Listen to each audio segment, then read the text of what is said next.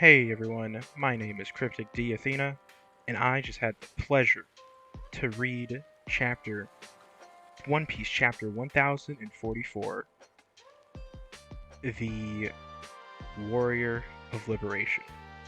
Now before I get into my quick thoughts and summary of the chapter, I just wanted to say that it has been a lot of months, many months, since I have posted a video, and that is largely due to personal uh, health and mental stability. Um, Mostly just, I feel like, I just felt depressed. I don't know if I have actual diagnosed depression, but I just did not feel like I was in the game when I was previously making videos. I felt like brought down by the weight of the world, or whatever you may call it. I just felt not good. But I do want to. Well, I should say also, I thought about it and I was just like, this is what I want to do. I want to be a One Piece YouTuber. So I'm going to be trying my best to post videos regularly, but not as regularly as I did before, which was like at least a video a week. But maybe now it'll be like a video every 2 weeks or at least once a month. But besides that, let's go ahead and get right into it. Get into One Piece chapter 1044, The Warrior of Liberation. I haven't made a chapter review in quite a while. The last chapter review I did was 1020, chapter 1020. So we are quite literally 24 chapters ahead, almost exactly 20 chapters ahead. But what this is something that I think is important to talk about. So we start off with Luffy waking up. He's very confused as to how he can still stand, and you can see like the drums of liberation, or whatever it was called in 1043. You can see them pounding on the page, like in the background, as dum da da da. It's very exciting. This chapter was something else, and I want to save what I have to say when we get to the big reveal. Well, the big reveal of his physical form, not the big reveal of the fruit name, but we'll get to that shortly. And then, as Luffy is waking up, we have Zanisha and Momo and Yamato reacting to Luffy being alive, and Momo tells Yamato that Luffy is Joy Boy, and she's just like, Yamato's just like, Zunisha said that? And on these panels, Zunisha looks unfazed. Like, I don't know I don't know what's going on here, but Zunisha is just like kind of standing there being like all menacing, and just like, it's his time. He's back, he's returned, he's here to kick some butt. But as we move on here, we get a quick panel of Sanji waking up from his injuries. And apparently, he too also feels Luffy's presence. And I'm sure that's due to like observation hockey, but it almost it's probably observation hockey, but it could be like they feel his awakening in a way. But I don't want to get into too much speculation about that. It's pretty simple that it could be observation hockey, or just like, generic anime, oh my god, you can sense his presence type of thing.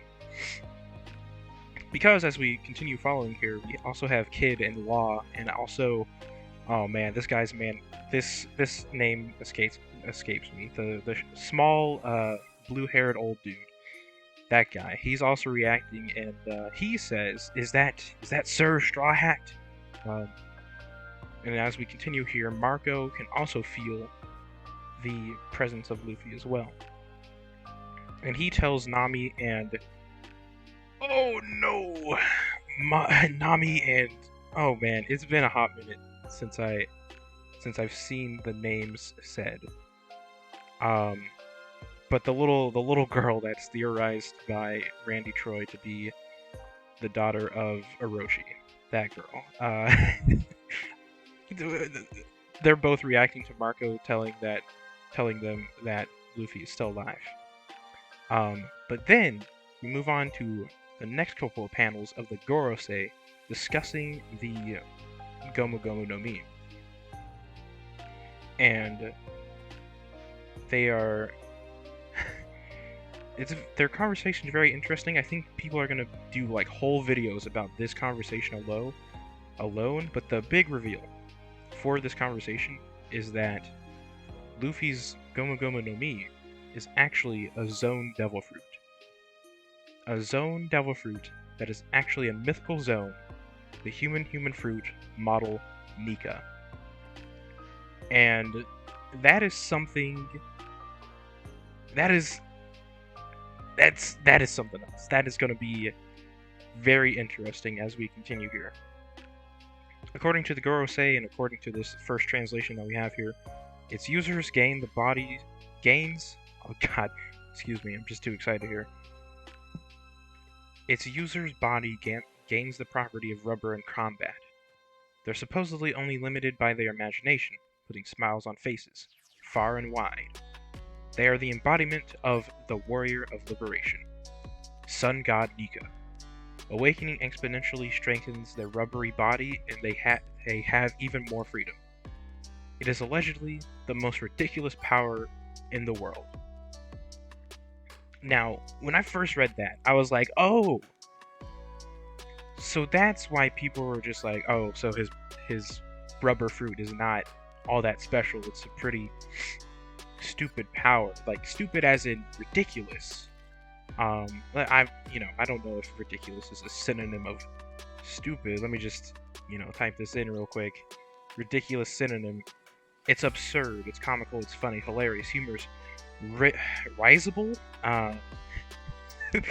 droll, silly, facetious, hysterical, foolish, childish, and actually it is stupid. Synonym is a stupid. Stupid is a synonym of ridiculous. I forget exactly what people would say about the Gomu Gomu, but it's just essentially just people thought it was nothing, just a dumb power. Like, who would get this power? If you got this power, what's so special about the Gomu Gomu no Mi?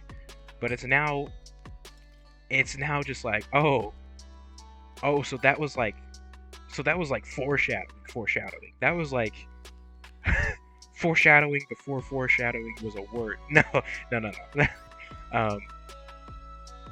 I guess you could see it as like, it's kind of foreshadowing, but it could very well not be. But it is kind of interesting statement about the Gomu Gomu no Mi being a quote-unquote weak or like not very sought out for power may correlate to this translation being the most ridiculous power in the world, in that Oda was telling us the whole time that this fruit is supposed to be goofy. And I think that really plays into the when we see Luffy in action using his new powers. But we'll get to that at the end here. So, moving on from that conversation with the Gorosei, we return to Hiyori and Orochi talking about, Oroshi's trying to negotiate with her, trying to get out of her clutches here, but she's not having any of it. She's reminding him that he spat in the face of a samurai he owed, of all the promises he made to her father, Odin. Talking about how he danced in the streets. He danced in the streets for 5 years as a promise to leave the people of Wano alone. Obviously, they didn't follow up with that. Then, of course, Odin boiled while holding his friends up above the oil for an hour. Trying to get Kaido and Orochi to leave Wano, or I think in this case to not harm any of the samurai as they had rebelled beforehand. And what's important here is that despite all the trauma that Odin had went through, he'd been smiling through all of the events that he ever went through. And as we're going through here, we see a little mini flashback of Hiyori and Odin talking, and we go, and it's a very touching flashback, and it really hits hard. I can't wait to see this animated, or just see everyone else's reactions to it. Because obviously the big thing is gonna be with Luffy's new fruit, but I think this is still a really good moment. Like, I feel like a thing of debate and hot debate, I should say, in like the community is the chapters having like either a really high moment and a really low moment, but I still feel like this one keeps the vibe going because Odin here he's smiling, and as we just heard, the Gomu Gomu no Mi is a fruit that puts smiles on faces, and it just kind of it's just kind of interesting that we get some panels of Odin smiling afterwards. And obviously the Gomu Gomu no Mi was nowhere near Wano at the time, but it is still an interesting correlation. And I like this line from Hiyori here as she's finishing up her conversation with Orochi. She says, "Hold your tongue, you miserable wretch. I am Kozuki Hiyori." God dang. She really puts the fear in Oroshi's eyes when she says that. And I think my favorite part of her speaking to him is that she's always proud to carry her father's name, even when she was starving and covered in rags. So this conversation was beautiful. Now, what's interesting is that following this conversation, we have Kanjuro's little flame drawing thing that he made. It's slowly sizzling out here, and it's coming to say goodbye to Orochi. And Oroshi's trying to negotiate with it as well, and he's trying to tell it to burn Hiyori to the ground and help him escape. However, the flame, I don't know exactly what's happening here, but it looks like it gets up close to him to tell him that the mission has failed, but then it falls onto him and he starts burning. And I thought that was interesting. And I'm not sure if that's like Kanjuro being like a triple agent at the end, but it does seem kind of like all the samurai had at least one good hit on the enemy. Even though Kanjuro was on the enemy side, it was an interesting thing to watch this happen. Now, I'm sure it was done in comedic effect, but I did find it interesting as we move on here. Hiyori finishes off the conversation by saying, "The dawn will come. The Kozuki clan always keeps its promises." I'm sure that's in reference to getting her revenge. But we finally return to Luffy as he jumps across the moon. Well, first, I'm probably not going to show this in the video because I don't know how much I can show. But we do, when in the conversation with the Gorosei, we see Luffy in the exact same position as the Sun God Nika when we first saw the silhouette of the Sun God Nika. And obviously his hair is on fire, and he actually has a couple other things of note, but I'll get to that shortly. But he is in the exact same like running position that we first see the Sun God Nika, at least his silhouette. And the way we see that is Luffy jumping across the moon, and I think that's really cool.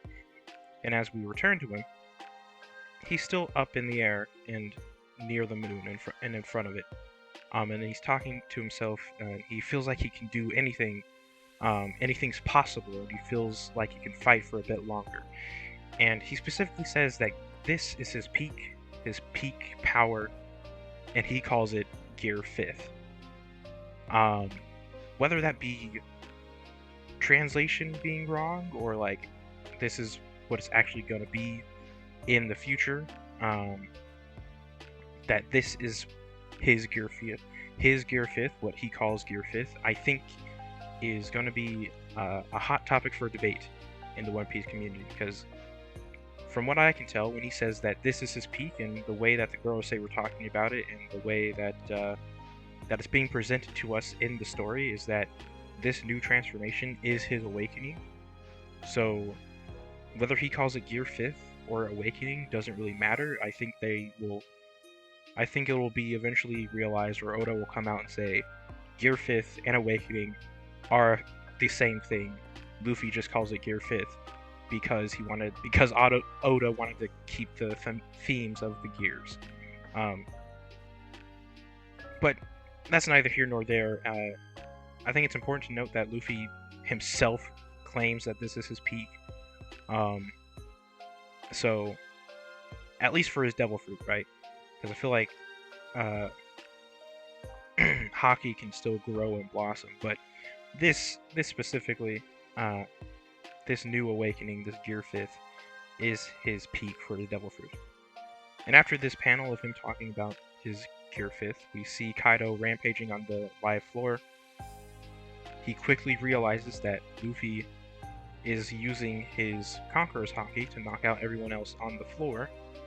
And Kaido looks up and he's just like, what the hell is that? Some of his soldiers are reacting to being knocked out by Conqueror's Haki.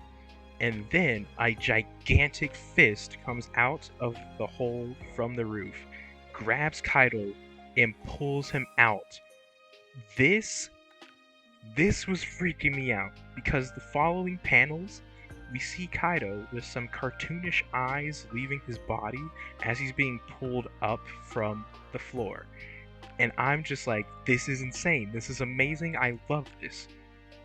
I'm just like, okay. So he has this gigantic fist. Why didn't he do this before? I'm sure people are gonna start being like, okay, well, he can do this giant fist now. Why couldn't he do it with Gear 3? But it's potentially like his hands weren't big enough.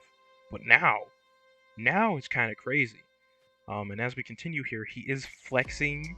He's like flexing Kaido in between his forearm and his upper arm, with Kaido in his elbow pocket, and he's like flexing him in between there, and then he's like swinging Kaido around like Mario in Mario N64. So it's really funny here. And as I'm watching this fight unfold, I'm just like, this is like cartoonish. This is like Popeye, Rubber Hose cartoons type of stuff going on here. And as this fight's going on, Kaido is very happy to see that Luffy is still alive, and he uses his Blast Breath attack, but Luffy retaliates by, well, first he does like a little Jim Carrey from The Mask eye opening thing, like where his eyes stretch when he sees something cool or exciting, and then he quickly ducks down. Luffy quickly ducks down, grabs the floor, lifts it up, and stretches it to block the Blast Breath attack. And this is where I was like, okay. This power might be one of my favorite powers in all of anime, in all of fiction, potentially.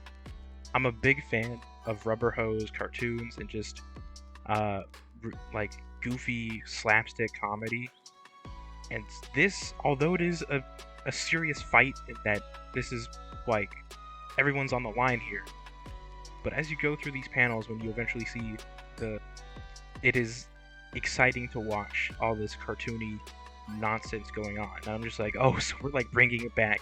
We're bringing it back to the early, silly, goofy days of One Piece, where everything was happy-go-lucky, and we're just ending the fight with such a gift like this. This is something else.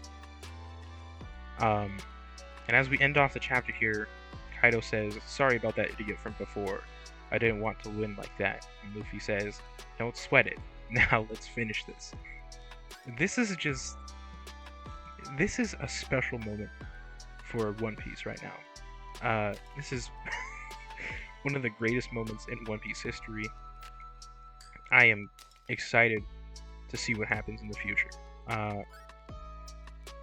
And I could rant on forever, but I have plenty more to talk about. I'm sure everyone does have more to talk about, but I want to end off on a couple of notes here. I think it's interesting that a lot of the characters are sensing Luffy awakening, essentially reawakening, as it would. You know, it's very likely just observation hockey, or could be, it could be like, I don't want to say that everyone has the voice of all things, but it could be that everyone is hearing Luffy's voice, in a sense, but not as in the way of a voice of all things kind of way, just like he is projecting himself so powerfully that everyone can hear him. Sort of in the way of like how spiritual present works in Bleach, sort of like that, but in like a good way.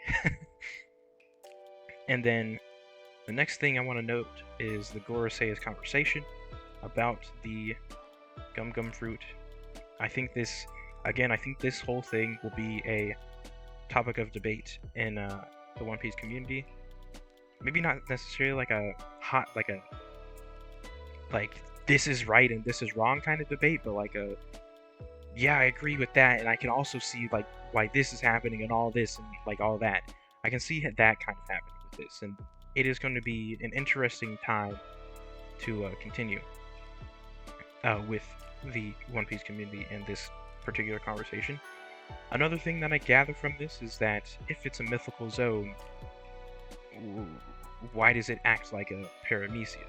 You know, is it a special paramecia, or is it a chimera devil fruit, as I discussed several months ago, where the main aspect is that it's a paramecia that acts like a zone, or a zone that acts like a paramecia.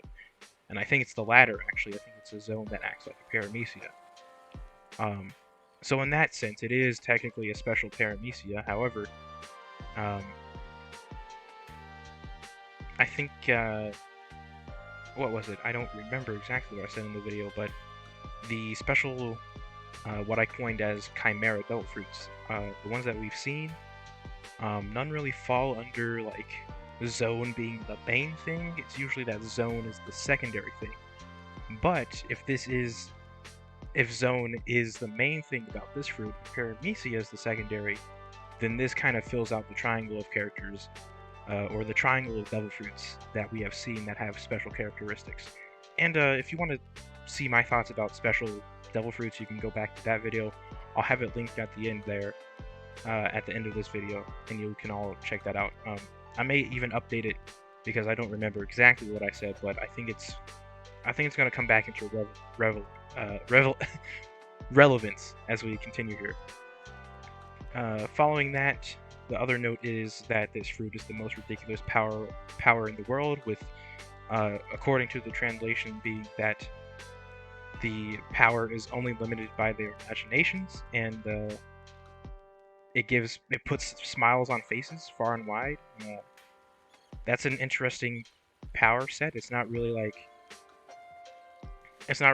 this is a thing. This is like a tangible power. It's more of like a passive ability, but as I think about it, I'm just like, okay, my cartoon idea is kind of being brought up here, because in cartoons you can do anything. You can draw anything, you can do anything, you can make a character do anything. And there's I'm gonna have to save this for another video, but there's something about this that is very interesting. But anyways, as we're continuing on here, I don't know if there's really anything to say about Hiyori and Oroshi's conversation. It's a very good conversation, but it's not really anything to note. I feel like everyone's I feel like everyone who's gonna see this conversation is just like, yeah, this is a good kind of calm point of the chapter, and it deserves to be here, I think. But obviously the more interesting bits are the stuff with Luffy. But I do think it's interesting that, you know, I don't think Kanjuro did this on purpose, but the flame fizzling out on Orochi is just kind of like a, I don't know what the term is, but like a karma. It's kind of like karma, you know, uh, for Orochi, anyways. But let's move on here. The next point, the next last note here is Luffy calling his awakening Gear 5th. Let me just double check that the Gorosei do call it awakening, or it does seem like they imply if you realize what this mythical zone is, you awaken some more power, incredible power. And it's a very interesting way of putting it. Of course, this is a fan translation, but you know, who knows what the actual translation is going to say? But this is, you know, I think I'm going to have to make a new video on that when I come back to it. But that is something to note, is that potentially that the Gorosei, that they called it awakening, but you know, Luffy calls it Gear 5th, so is it really awakening, or is it actually Gear 5th? Is this truly the peak? Even though Luffy himself does say that this is his peak, at least according to this translation. But like I said beforehand, I think Gear 5th and awakening just correlate to each other, and that they are one and the same. And finally, as we wrap it up here, the cartooniness powers of Luffy's new abilities as Gear 5th is very, very interesting. I think it's going to be the basis for my next video about this chapter. So yeah, that's everything for this video. I hope you all enjoyed. Thank you all for watching, and to those who have been subscribed to me, I really hope I don't fall into my own mental health again, because I really and truly want to be a One Piece YouTuber. It's just hard. It's just, you know, it's hard to overcome some of my thoughts with myself. But besides the point, I hope you all enjoyed. I hope you all have a good day, and can't wait to see what goes on next in the One Piece community.